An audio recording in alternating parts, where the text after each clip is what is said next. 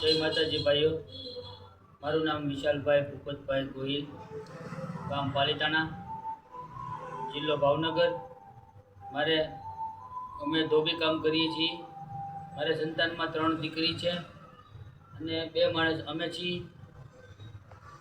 અમે દેવભૂમિ દ્વારકા જિલ્લામાં આવેલ જુવાનપુર ગામ, એકલવ્ય સ્કૂલનું નામ એકલવ્યમાં અમે ધોબી કામનો કોન્ટ્રાક્ટ રાખેલ।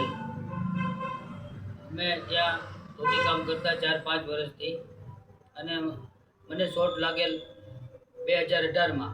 અમારા ટ્રસ્ટીશ્રીએ કહેલું, નવનીત સાહેબ કંચારિયાએ, કે વિશાલભાઈ, આ લાઇટનો છેડો છોકરાઓ હેરાન થાય છે આટલી વાર, તો કે કારીગરનું મળતા નથી, કે તમે જરીક છેડો આપી દો ને। કે તો મેં ના પાડી કે સાહેબ, મને છેડો દેવાનો વિષય નથી, મારો ધોબી કામનો છે, મને લાઇટનું ન ભાવે। તો મને કે તમે છૂટા કરી દેવામાં આવશે, તો એમ ન ચાલે, આમ ન ચાલે, આમ કરીને અમને ટાંબલે ચડાવવાનું કીધું। મને ટાંબલે ચડ્યો અને લાઇટનો છેડો દેવા ગયો, ત્યાં હું ચોંટી ગયો અને બેભાન થઈ ગયો। ત્યારબાદ મને જામખંભાળિયા સારવારમાં લઈ ગયા।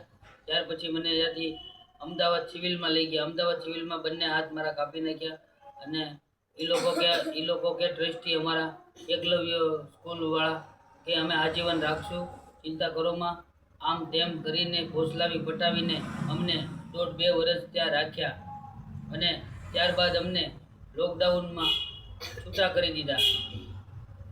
અમને કે તમે વેકેશન ખુલ્લે એટલે આવો, એટલે આવતા રહેજો તમ તારે। વેકેશન પછી અમને લોકડાઉન પછી અમને તરછોડી દીધા। ત્યારના પછી કે તમારે જે થાય તે કરી લો, જ્યાં દોડવું હોય ત્યાં દોડી લો। અને અમારી આ અધોગતિ થઈ ગઈ। હાલ અત્યારે આ પોઝિશનમાં 3 દીકરી અને 2 માણસ અમે અમારું પરિવાર રખડતું રઝળતું કરી દીધું આ લોકોએ। બસ અમે 2018થી આજે 2026 ચાલે છે, હજી સુધી અમને કોઈ ન્યાય મળ્યો નથી। ભાવનગર લેબલ કોર્ટમાં હજી સુધી અમારો કેસ ચાલે છે અને હજી સુધી કોઈ ન્યાય મળ્યો નથી। તો અમને ન્યાય અપાવવા વિનંતી અને અમને ન્યાય આપો। અને અત્યારે આ પોઝિશન છે અને મારી ધર્મપત્નીને હાલમાં સારા દિવસો ચાલે છે અને ઘરકામ કરવા જતી હતી, અને હાલ તો ઘરકામ બંધ થઈ ગયા, કેમ કે સારા દિવસો ચાલે છે એટલે કેમ જઈ શકે, એટલે અમારે આવક લોપ થઈ ગઈ છે અને અમે અત્યારે ગંભીર મુસીબતમાં છીએ। તમે જે મદદ કરો એ પ્રભુ।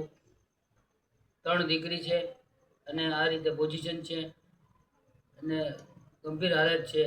જે તમે મદદ કરો એ અમારો ગૂગલ પ્લે નંબર છે 816061 0370। જે મદદ કરો એ પ્રભુ।